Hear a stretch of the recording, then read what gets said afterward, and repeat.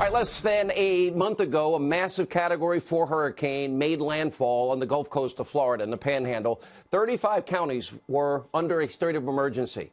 155-mile-per-hour winds wreaking havoc throughout the Panhandle. The destruction, as you can see, as we saw, was horrific. Entire blocks were literally wiped away. The area sustained billions upon billions of dollars in damage. But on November the 6th, Floridians in the Panhandle, they went to the polls, and their votes were counted, every single one of them, on time in accordance with Florida law and Florida's Constitution. Sadly, the same cannot be said in southern Florida. In Palm Beach, Broward counties, we are witnessing a colossal disaster. Laws have been broken, Florida's Constitution ignored. None of this was caused by a hurricane, but rather by local officials who are incompetent, corrupt, and obviously feel they are above the law that 65 other Florida counties, 65 of 67, adhered to. In Palm Beach County, at least 15,000 new ballots were unearthed and counted after election night. And in Broward County, almost 75,000 so-called uncounted votes magically turning up day after day after day after the election. Tens of thousands of lost ballots just seemingly appeared out of thin air. The vast majority, of course, cast by Democrats. Now, this should not, let me be straightforward, this should not be Republican, Democrat, conservative, liberal. This shouldn't be about politics. This is much deeper. Whatever your political affiliation, what we're witnessing is a horrific miscarriage of America's most fundamental rights and a serious potential now criminal violation.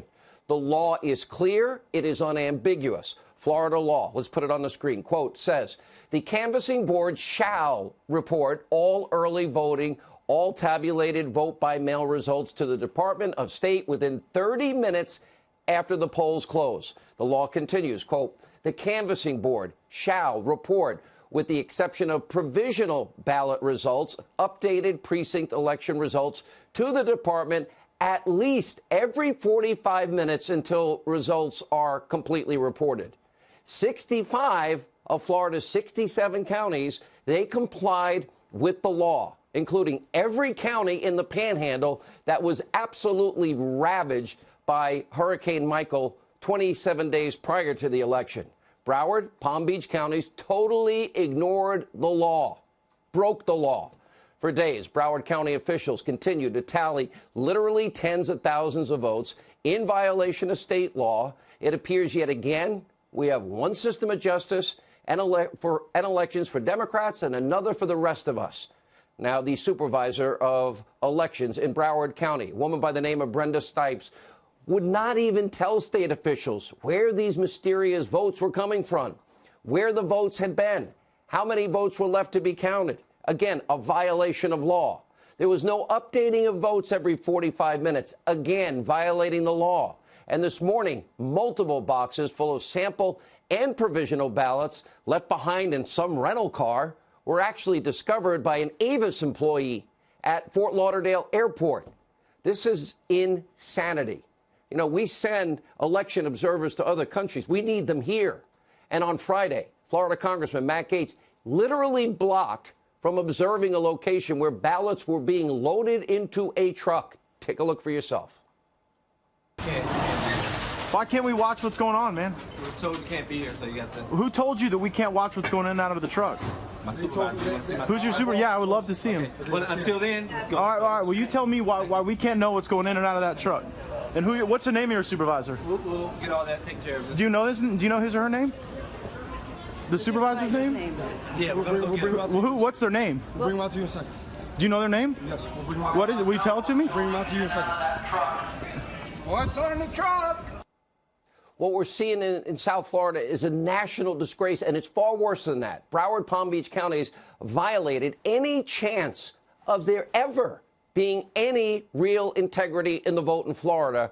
We will never have any chance of knowing what the accurate vote tallies were from this past election now in the state of Florida. That has been ruined. That's off the table.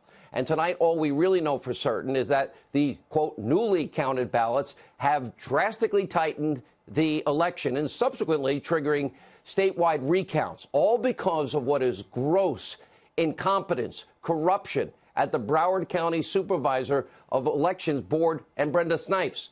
Now, she has a history of this. Late last week, we had a judge ruling that Brenda Snipes actually violated state election law.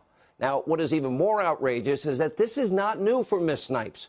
Now, her track record is literally atrocious. Why she was even in this position is beyond any understanding. How she's been allowed to continue in this powerful position, beyond comprehension.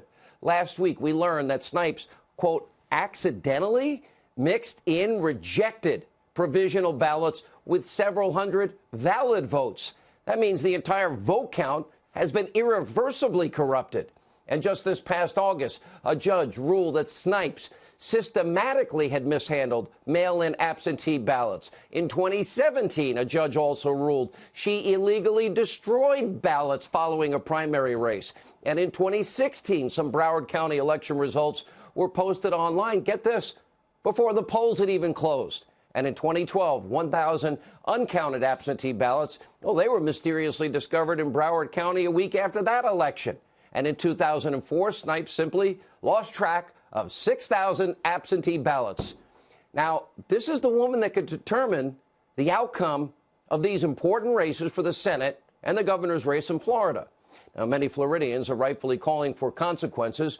Former Governor Jeb Bush tweeting out, there is no question the Broward County Supervisor of Elections, Brenda Snipes, failed to comply with Florida law on multiple counts, undermining Floridians' confidence in our electoral process. Supervisor Snipes should be removed from her office following the recounts. Maybe now. I don't think we should wait. Senator Marco Rubio, very vocal, also about Snipes and her incompetence and corruption, tweeting, quote, every vote legally cast and received within time frame required by law should be counted.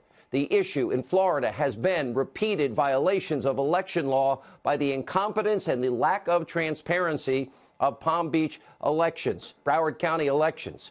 And now Snipes could, in fact, tonight be facing criminal charges. Sources have confirmed to us on multiple levels tonight a criminal investigation into election misconduct in South Florida is now ongoing. Just a short time ago, Florida Attorney General Pam Bondi released a letter from the Florida Department of Law Enforcement stating that they will work with the Attorney General Bondi on any criminal investigation and subsequent prosecution of Brenda Snipes or anyone else who may have broken laws and committed voter fraud.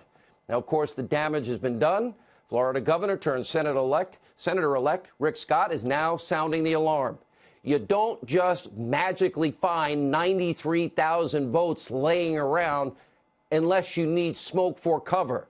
That's why this is so problematic. Take a look.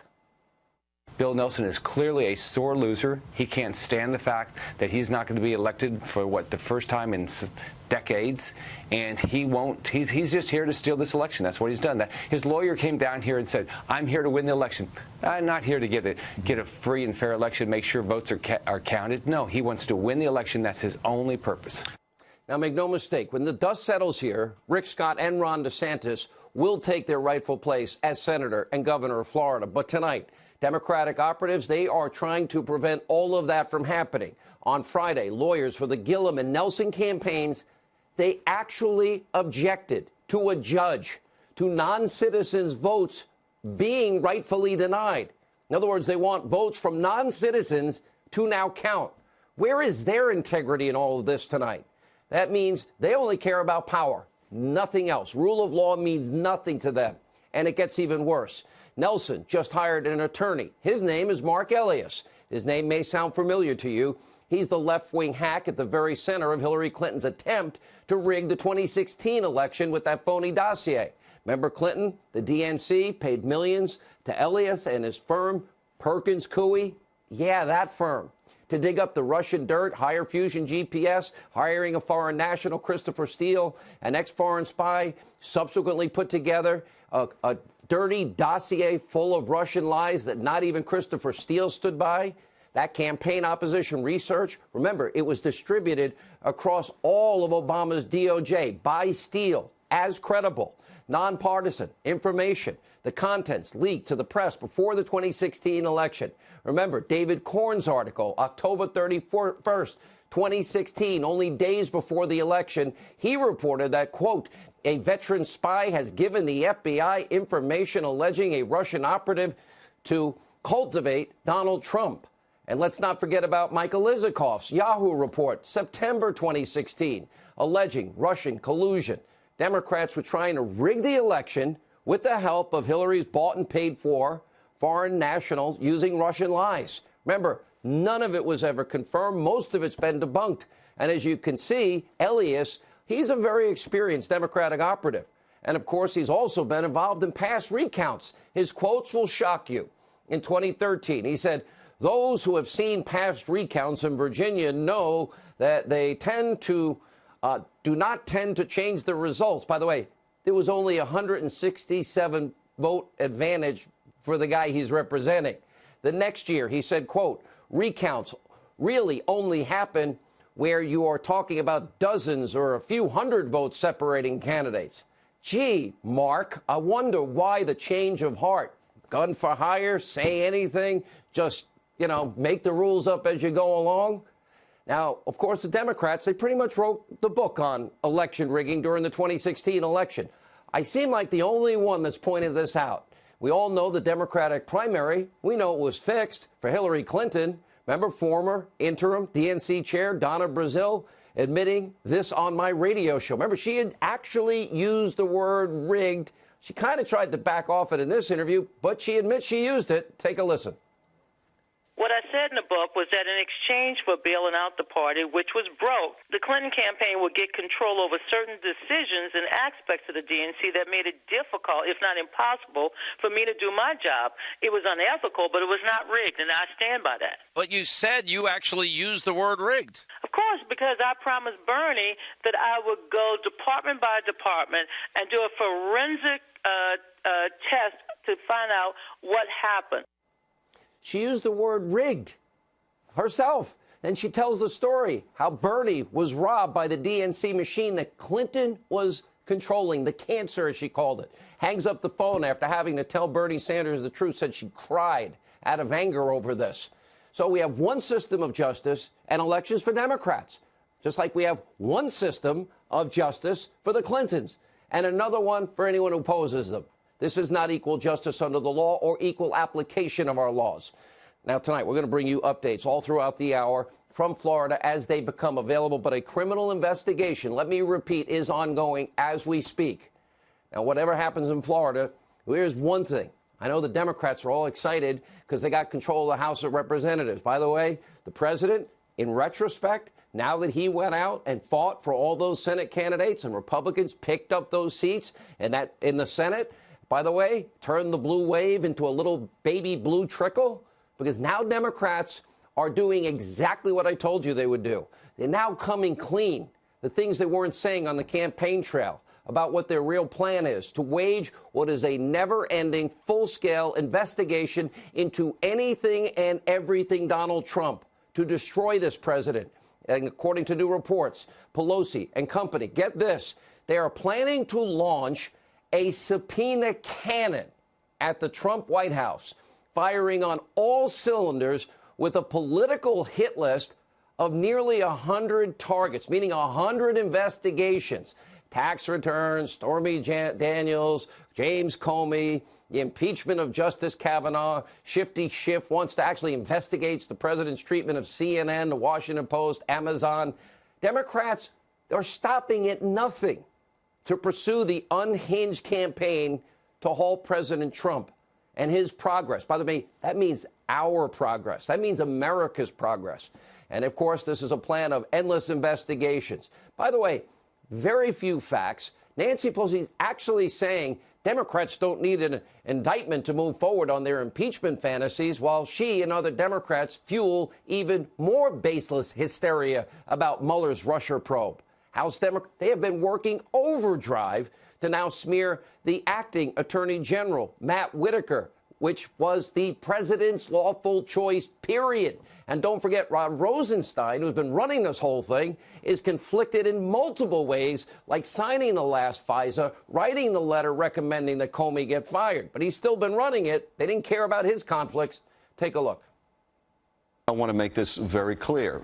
If he doesn't recuse himself, if he has any involvement whatsoever in this Russia probe, we are going to find out whether he made commitments to the president about the probe, whether he is serving as a back channel to the president or his lawyers about the probe, whether he's doing anything to interfere with the probe. Mr. Whitaker needs to understand that he will be called to answer, and any role that he plays will be exposed to the public. We don't want there to be any ambiguity about that. You don't have confidence in him as America's top enforcement officer? No, I don't. And don't just take it from me. There's bipartisan editorializing about this, that he should never have been appointed, and that it does violence to the Constitution and the vision of our founders to appoint such a person in such a manner to be the chief legal officer in our country. And that's bipartisan. I'll go further. His appointment is simply part of an attack on the investigation by Robert Mueller, the special counsel. It's part of a pattern of interference by the president, part of a pattern of obstruction of that, attempted obstruction of that investigation. The only problem is no one's talking about meddling with the Mueller probe. Nobody. The president has said twice in the last week, no. So ask yourself, the House Democrats, is there a single agenda item that they are advocating that will make your life better? Any one agenda item that's going to create more jobs, make this country safer, build a brighter future for our kids and our grandkids? Well, we know the answer tonight is no. It's all part of what I've been telling you. They've been hiding what their agenda is really all about. It slip out occasionally, then they tell everybody stop, which is mobilizing their political hit list. Get revenge. They didn't like the results of the 2016 election. By the way, they didn't like the results of this last election. They want to shield their own deep state corruption and put this country's future at risk. What they ought to be focused on is our kids and our grandkids, and law and order and equal justice under the law, equal application of our laws. And yes, something called our Constitution. Yeah, the document from which all laws originate from. Our founding Constitution.